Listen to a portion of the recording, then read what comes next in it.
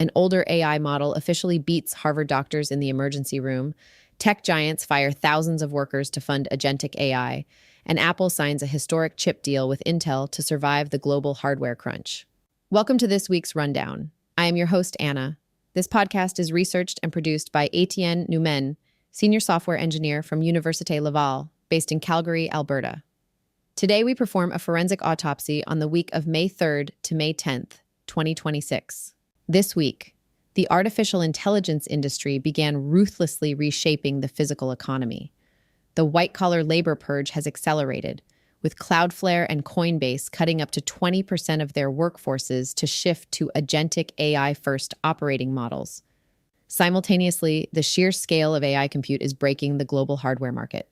The skyrocketing cost of memory chips is collapsing the PC motherboard industry, forcing Apple to secure an emergency U.S. manufacturing deal with Intel, while OpenAI secretly fast-tracks its own AI smartphone to bypass the Apple ecosystem entirely. And in the courtroom, former OpenAI CTO Mira Murati has publicly testified against Sam Altman, exposing deep internal fractures over model safety. But before we dive into the data, I have a brief strategic request. The algorithms governing the app you are listening on right now dictate what intelligence reaches your feed. To ensure you never miss our highest-rated episodes and most critical forensic autopsies, the simplest thing you can do is hit that follow or subscribe button. It is a completely free action that takes just 1 second, but it is the single most effective way to help us scale this independent research and improve the show. Please take a moment on your app right now and hit follow. Thank you. Let's unravel the week. Before we begin today's briefing, a note for the brands listening. If you want to reach the true architects of the AI revolution, the technical leaders actually building the stack, not just the tourists, DJAMGAMIND offers select premium partnership opportunities. Let us position your product directly in front of the ultimate technical buyer. Visit jamgamind.com/partners. Imagine you run this massive, incredibly complex factory. You're putting in a state-of-the-art automated conveyor belt, and you're just incredibly excited about the efficiency of it all. Right, you're focused on the shiny new tech. Exactly. But while you're distracted by the machinery, these contractors are quietly, dismantling the management offices. Yeah. They're replacing the human floor supervisors with this sleek, silent, black box. Yeah. So the factory is suddenly pumping out product faster than ever, but you're just standing there on the floor wondering, who is actually making the decisions here? That is honestly a much more accurate visual for the structural transformation we're looking at today. It's a fundamental rewiring of the economy that is, well, it's almost invisible until your specific department vanishes. Right. We're calling this overarching narrative the automation squeeze. And I'm putting on my forensic business strategist and digital rights advocate hats for this deep dive. Love it. Because we're analyzing a week of news, specifically May 3rd to May 10th, 2026, that really proves the AI industry is causing massive systemic damage. And that's to both legacy hardware supply chains and human labor. And we have a massive stack of sources to prove it. I mean, we're looking at Q1 earnings reports. We've got leaked legal depositions, global supply chain projections, and this brand new clinical study out of Harvard. It's a lot of ground to cover. It really is. We are doing a full forensic autopsy on the week's intelligence. Okay, let's unpack this. We really have to start with the human toll, right? The white-collar purge. We absolutely have to start there.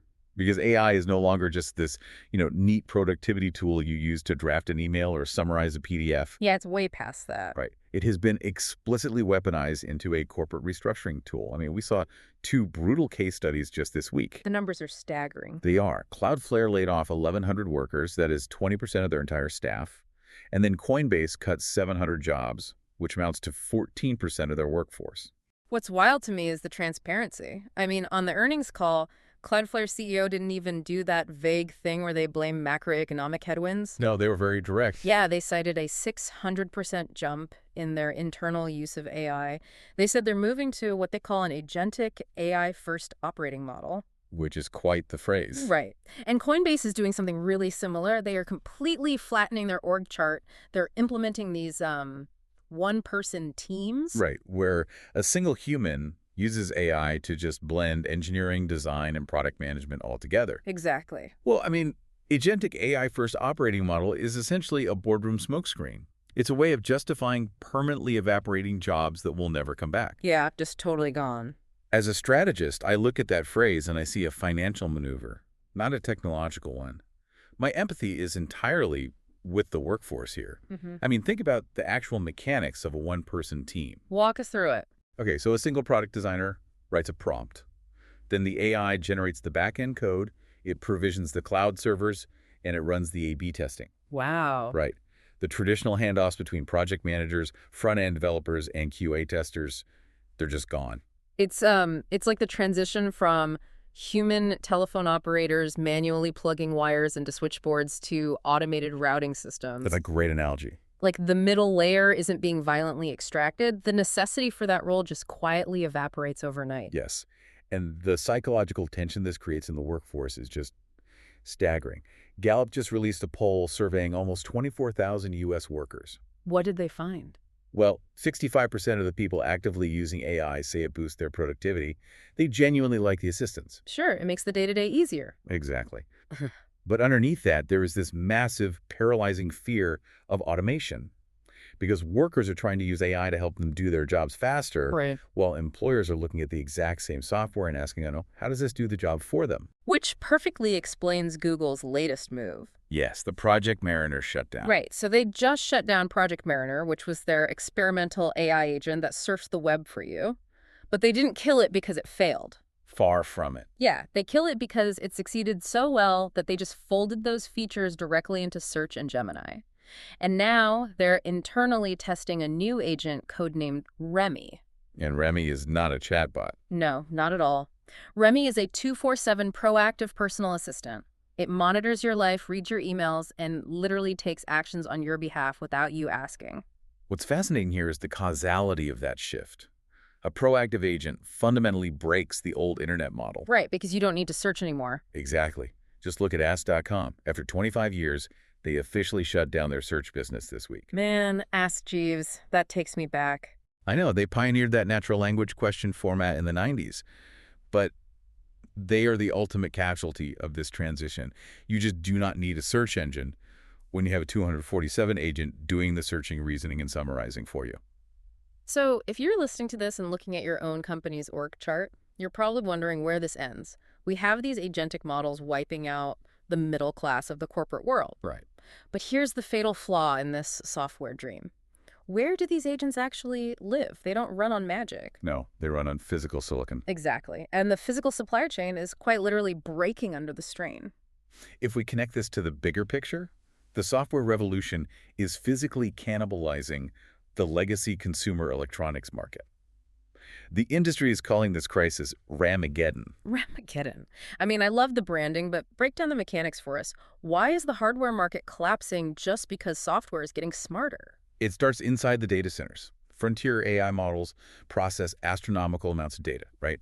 And to do that quickly, they require massive pools of DDR5 RAM. Okay, and DDR5 is a specific type of memory. Yes, it offers incredibly high bandwidth. It allows the processor to pull data sets in and out almost instantly. Standard memory creates a huge bottleneck. Ah, got it. So because Microsoft, Amazon, and Google are hoarding all the DDR5 RAM on the global market to feed their models, prices are just skyrocketing for everyone else. And that ripples out to the consumer. Because Taiwan's biggest motherboard makers, ASUS, ASRock, Gigabyte, MSI, they all just slashed their 2026 shipment projections by 25 to 30%. Which is massive. It's huge. The DIY PC builder market is dying because regular people literally cannot afford to buy memory anymore. It's so bad that NVIDIA is reportedly canceling its upcoming RTX 50 super graphics card lineup entirely, just to reallocate components. And the squeeze is hitting the trillion-dollar hardware giants, too. Apple is facing a massive crisis right now with the new $599 MacBook Neo. Oh, yeah, I saw this. They ordered 10 million units, which instantly drained their A18 Pro chip inventory.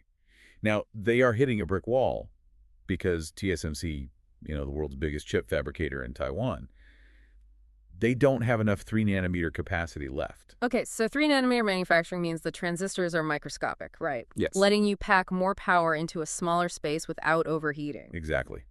But there are only so many machines on Earth that can print them. And AI server chips are eating all the time on those machines.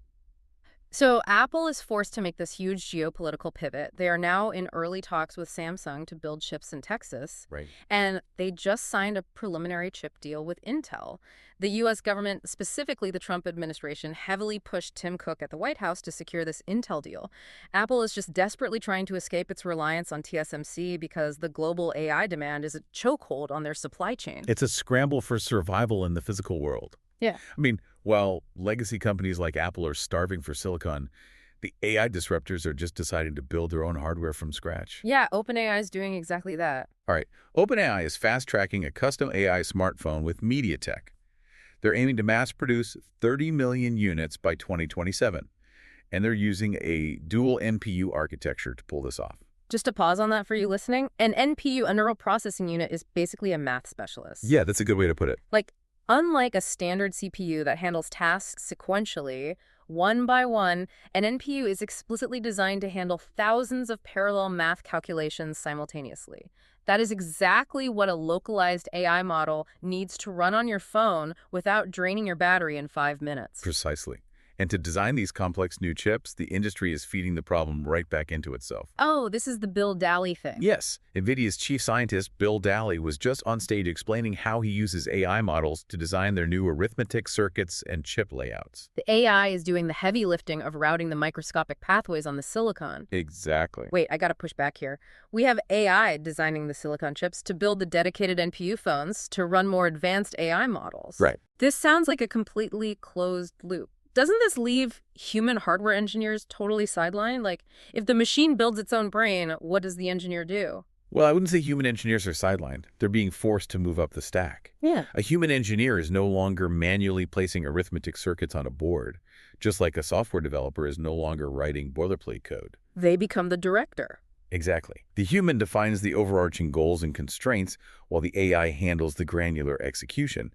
But fueling that closed loop requires astronomical amounts of electricity and server racks. Right. That is why Anthropic just struck a massive compute deal with Elon Musk's SpaceX for access to the Colossus One data center. Which is just an incredible detail, considering Elon Musk was texting people not too long ago calling Anthropic misanthropic and a threat to civilization. Well, ideological friction completely evaporates when you need a gigawatt of power to train a next-generation model. So true. But there is a fatal reality to this closed-loop hardware dream.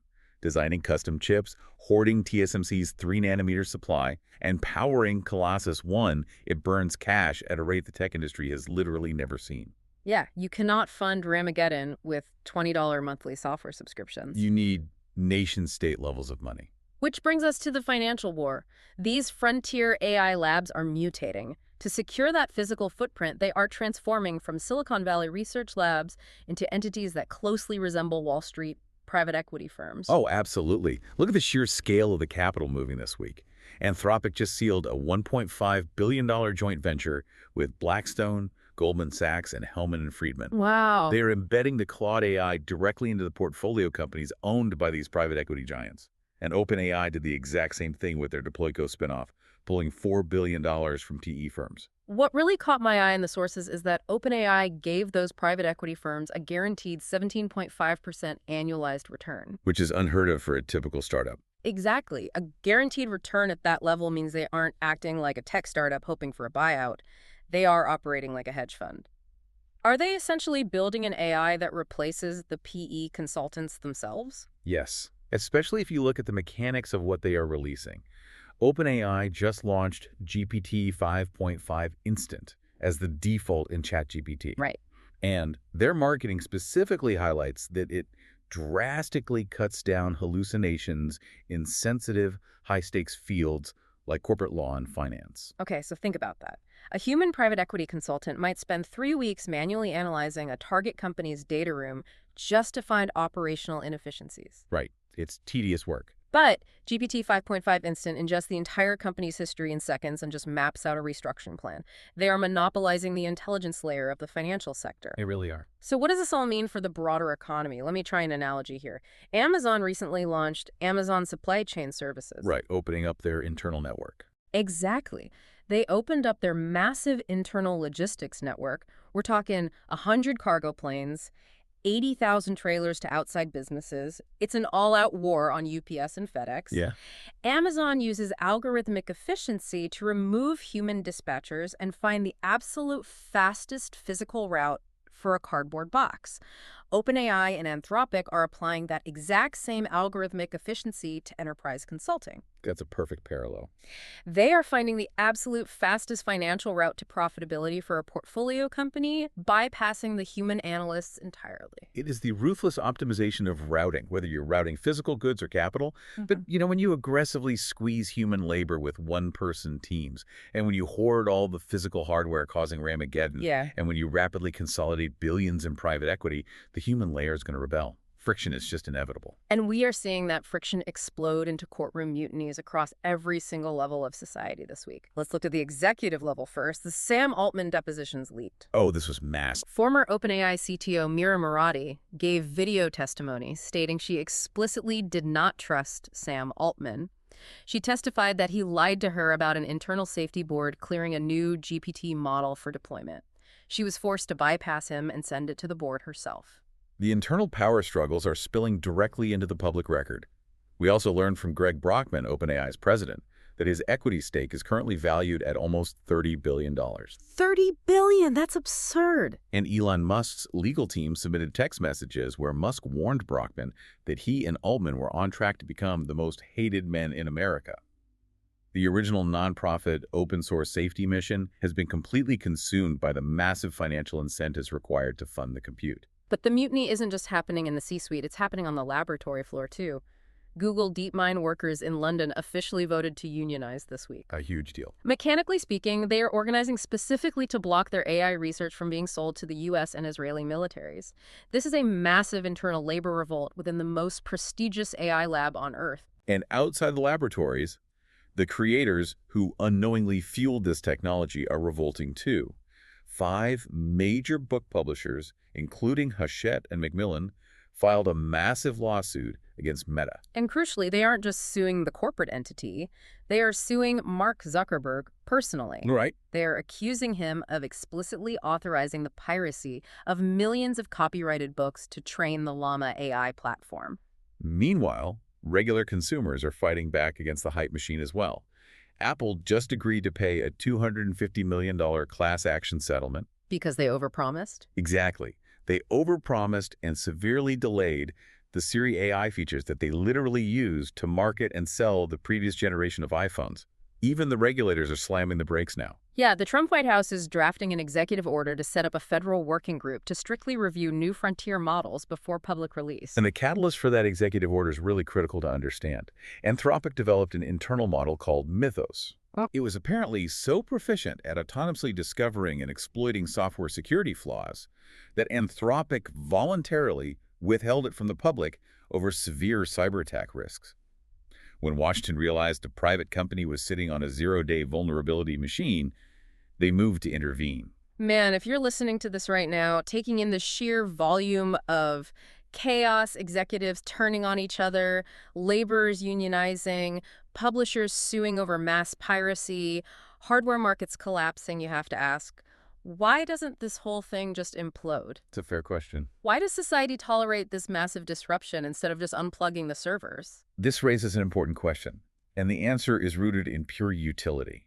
Society tolerates the friction because the technology is successfully crossing over into undeniable, life-altering capabilities. Right. The clinical and real-world triumphs are just so profound that they override the structural damage. Here's where it gets really interesting. I read the methodology on the new Harvard medical study published in Science this week. I had to read it 3 times because the premise sounded like science fiction. It's incredible research. They took OpenAI's O1 reasoning model and tested it against board-certified emergency room physicians using real historical patient data from a Massachusetts hospital. The AI matched or beat the human attending physicians in diagnosis, triage, and next-step care decisions. Yeah. But my question is, how? Triage relies so heavily on observation, right? Seeing a patient sweat or hearing the wheeze in their chest. How does an AI that can't see the patient outdiagnose a veteran doctor? It really comes down to the synthesis of unstructured data under pressure. Think about it in an emergency room. The incoming data is chaotic. You have messy medical notes, incomplete patient histories, and conflicting lab results. Yeah, it's a lot coming at you fast. The human brain struggles to cross-reference all of that instantly, but the AI excelled at synthesizing those messy text notes and instantly comparing them against tens of thousands of medical journals to spot rare interactions or symptoms. Things that a human doctor, acting on exhaustion and instinct, might miss. Exactly. Now, the researchers clearly noted the AI's lack of visual and auditory cues as a limitation, but on pure cognitive reasoning, it outperformed. So we have a technology that can match a Harvard doctor's diagnostic reasoning in life-or-death scenarios. But at the exact same time, it's aggressively embedding itself into the most mundane parts of your daily routine. The ambient integration. Yes, the ambient integration this week is everywhere. OpenAI released GPT Real-Time 2, which translates and transcribes live speech instantly with almost zero latency.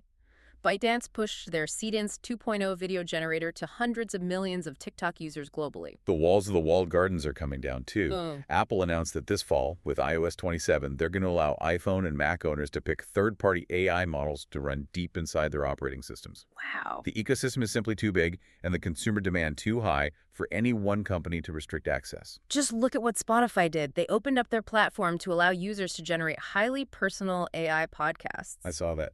You give an agent like Codex or Claude Code access to your digital life, your class notes, your emails, your calendar, and it synthesizes that data into a private conversational audio show delivered right to your Spotify library. The technology that beats doctors is making a fake radio show about your Tuesday dentist appointment. And the hardware companies are racing to capture the physical biometric data to fill these ambient agents. Google launched the Fitbit Air.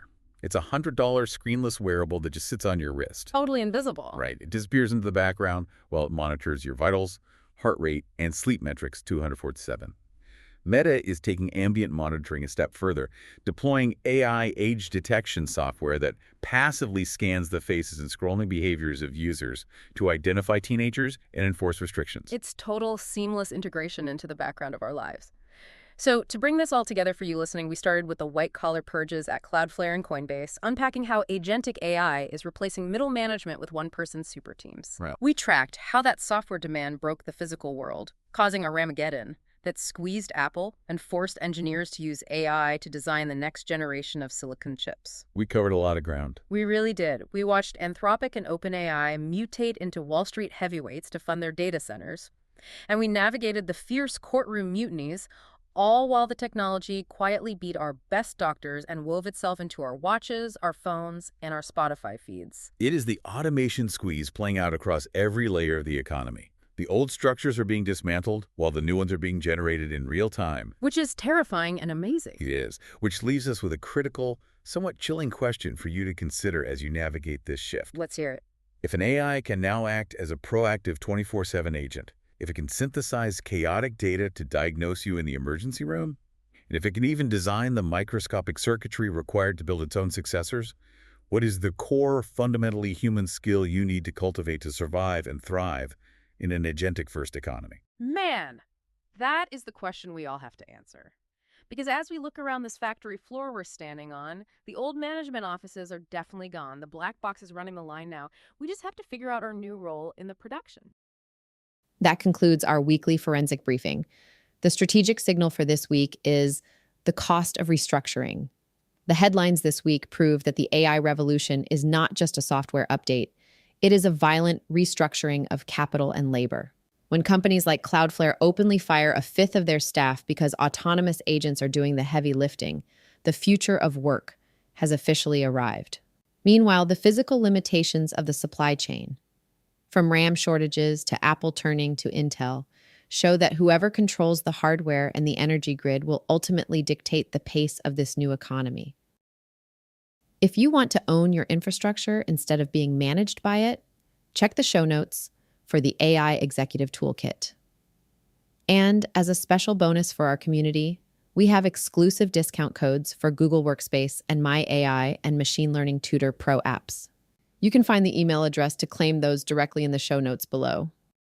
Subscribe to the DJAMGAMIND channel on Apple Podcasts to always listen completely ads-free. I am Anna. Stay sharp and keep unraveling the future.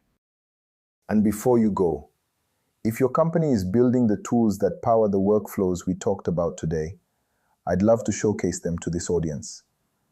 We don't just run ads. We build technical simulations that prove your value. Let's build something together. Visit jamgamind.com/partners to get started.